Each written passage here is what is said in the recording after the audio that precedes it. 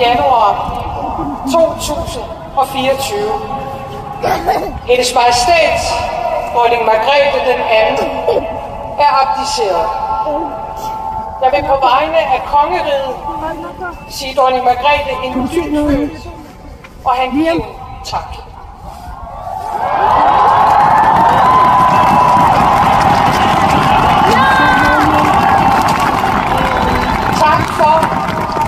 Tak for at løfte arven, pligten og ansvaret.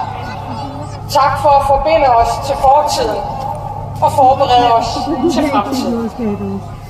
Tak fordi I gjorde dem umage og meget mere til. Hver dronning og hver konge er et led i en mere end 1000-årig kæde. Når den ene træder tilbage, står den næste klar.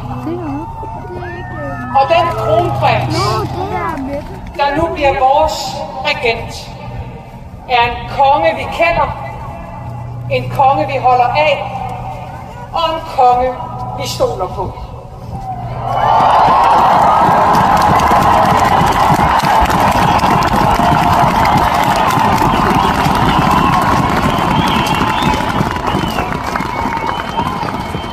I det, vi hilser Danmarks nye statsoverhoved og ønsker lykke for hans liv og gerning, og dermed for Danmark, skal jeg efter dansk statsskik 3 gange udråbe.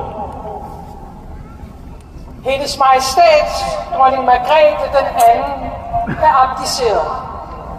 Længe leve Hans Majestæt Kong Frederik den 10.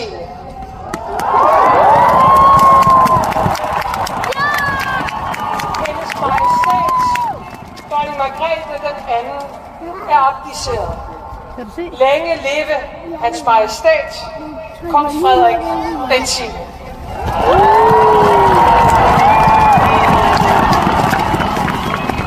Hendes Majestæt Dronning Margrethe den anden er abdiceret.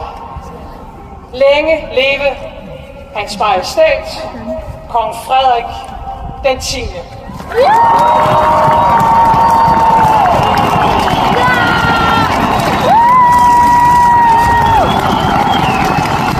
Og nu et nifoldigt leve for Hans Majestæt Kongen.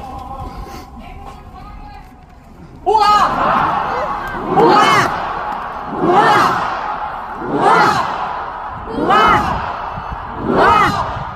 Hurra! Hurra! Hurra!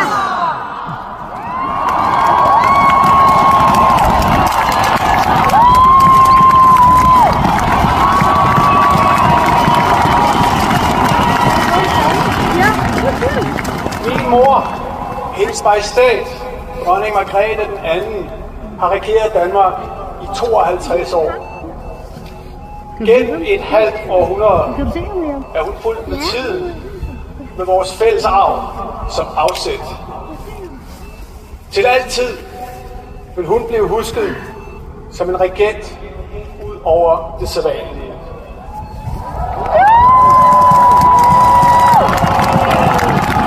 Min mor har som få formået at gå i ét med sit kongerige. I dag går tronen videre.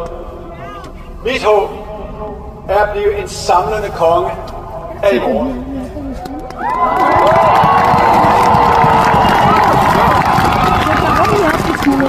Det er en opgave, jeg har nærmet mig hele mit liv. Det er et ansvar, jeg tager på mig med respekt, stolthed og stor glæde.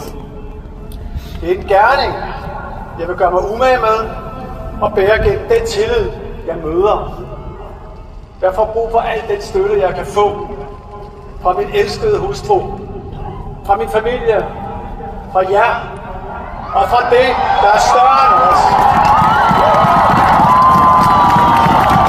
Fremtiden går jeg i møde med vidstheden om, at jeg ikke står alene. Forbundne, forpligtet for kongeriget Danmark.